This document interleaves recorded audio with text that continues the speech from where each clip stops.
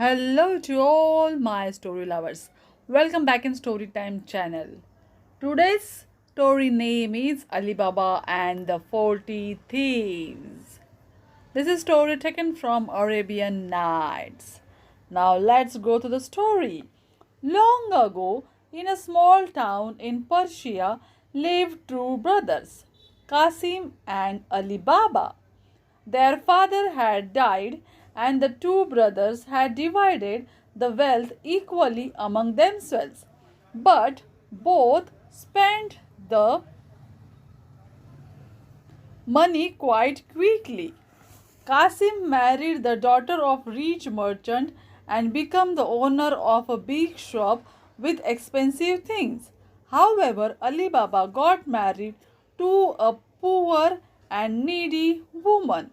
He lived on the dry wood he collected from the jungle and sold at the market in the town.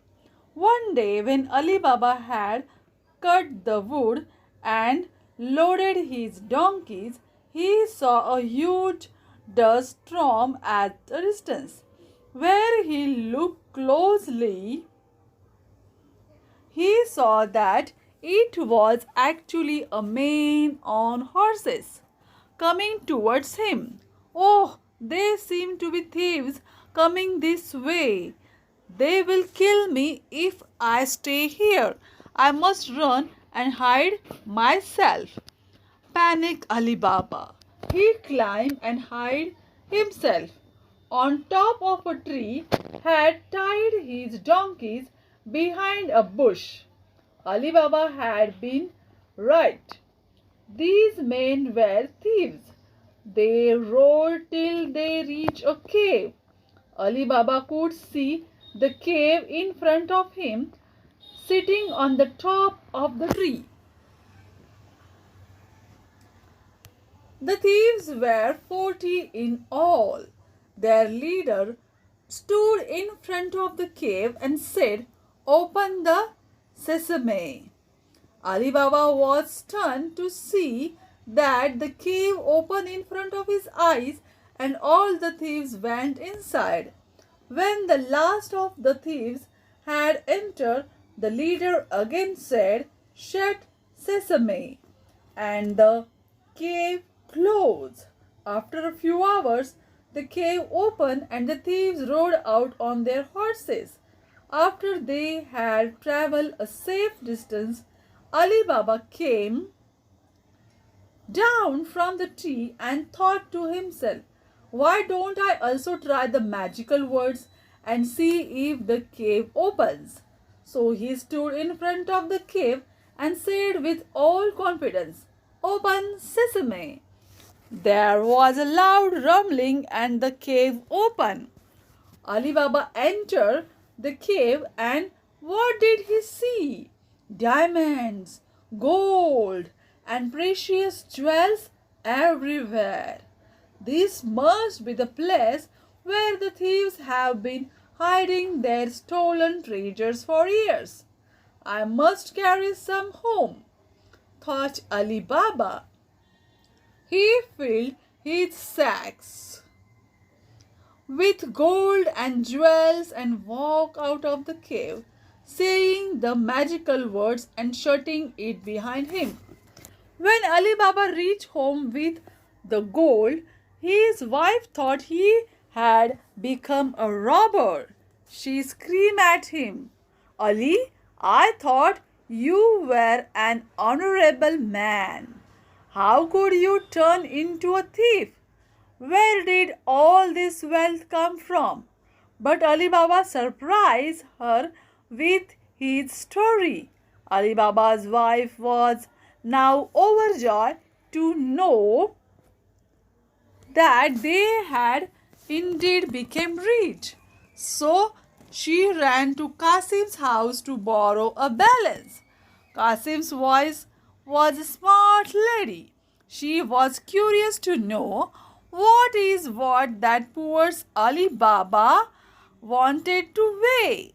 So she put some wax under the balance and gave it to Ali Baba's wife. "Here you go, sister. Keep it for as long as you want. Ali Baba and his wife weighed the gold and put it away in a little hole that they dug up in their house. But one little coin had got stuck to the wax. When the balance was returned to the Qasim's wife, she took one look and shouted at her husband, "Do you know that your brother has been making money while you have been lazing around? Find out what he has been doing right away." Qasim spoke to Ali Baba to the next morning and learned how he had been playing lucky. It's all about those magical words. Open sesame and shut sesame. But I urge you not to take the risk, my brother. The thieves might find out, said Ali Baba. But Qasim would not listen and rode to the cave. Open sesame, shouted Qasim, and the cave opened. Seeing all the treasures, Qasim was overjoyed. He filled his sacks with the treasure and finally came to the opening. But in all his excitement, he had forgotten the magic words. He said every word other than sesame. Open barley, open sesame, open stony, but nothing worked. By this time, the thieves were on their way to the cave.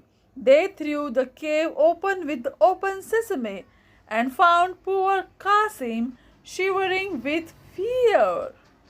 They killed him instantly and hung his dead body inside the cave as message for the other trespassers. When Qasim did not return, his worried wife ran to Ali Baba's house.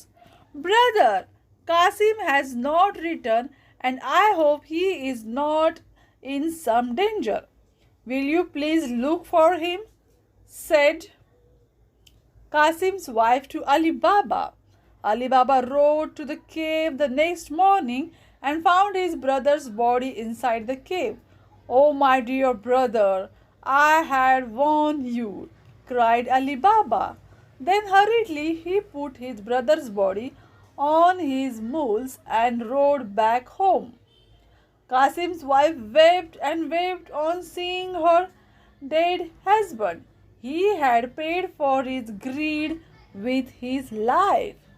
Qasim had an intelligent and beautiful slave called Marjina, who had served him loyally. When Qasim died, she helped Ali Baba in arguing him, taking care of that no one in the village found out. But at the cave, the 40 thieves who found the dead body missing were planning to finding out who had come to know about their secret cave. "It is surely someone from the nearby village," said the thief to the chief. "So go to the village and find out who knows our secret," thundered the chief. The thief found the house from the tailor who had helped Marjina to sew Qasim's dead body. "Ali Baba now live in it. I will put a cross mark and come back with the rest of my friends tonight," thought the robber and ran back to bring the other thieves. That night all the robbers came back to the village. Alas, there were cross marks on all houses. Clever Marjina had seen one of the robbers putting the mark and knew that the thieves had found out Ali Baba. So she put the same cross mark outside every house. After many such attempts to find and kill Ali Baba, the chief himself came to the village and found the house. He then made a plan with the thieves. "You will get inside these 39 jars with your weapons, one jar for each of you. I will take this jar with oil and load all of you to these mules. I will dress up an oil merchant and visit Alibaba as a guest.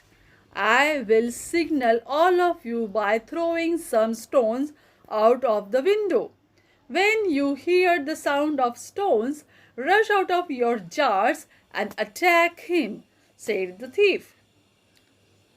As planned, the oil merchant visited Ali Baba's house and asked him to give him a place for the night to rest his mules and also keep his jars. Ali Baba agreed to this. Get my bath ready and also prepare some good food for me and our guest, said Ali Baba to Marjina. Alas, there is no oil in the house. Let me take some oil from the merchant's jar quickly, thought Marjina. When she went and opened one of the jars, the thief inside the other thought it was time to jump out, so he asked in a soft tone, Is it time yet, master? Thinking it was the chief outside. Marjina thought quickly. She replied in a hoarse voice like a man, Not yet. Marjina touched all the jars softly, and every thief asked her the same question, and she gave the same answer, Not yet. Then she quickly took an entire all of them first jar and heated it. She poured some of the oil in jar, killing all the thieves one by one. When the thief threw out some stones to signal to his crew, he was surprised to see that not one of his friends came out of the jars. When he quietly slipped out and looked inside the jars, he was shocked. They are dead, each one of them. Someone killed my friends and I did not even know about it, thought the chief. He took his horse and rode away to the forest. Not finding his guest at the dinner table, Ali Baba shouted at Marjina. But when she showed Ali Baba the dead thieves in the jars, he was surprised. The chief could not rest in the cave with all his friends dead, so he came back to the village after a few years as a silk merchant and was invited by Ali Baba for dinner. Marjina performed her best dance ever and at the end saved her master by pulling out the dagger hidden under the silk garment of the merchant. Ali Baba let the chief ride away into the forest, never to return. He married his only son to Marjina. Ali Baba visited the cave after a year and found all the gold where it was. After a few years, he shared the secret of the cave with his son, and everyone lived happily ever after. This is the end of the story. Do you like it? Then comment it and subscribe my channel. Bye bye.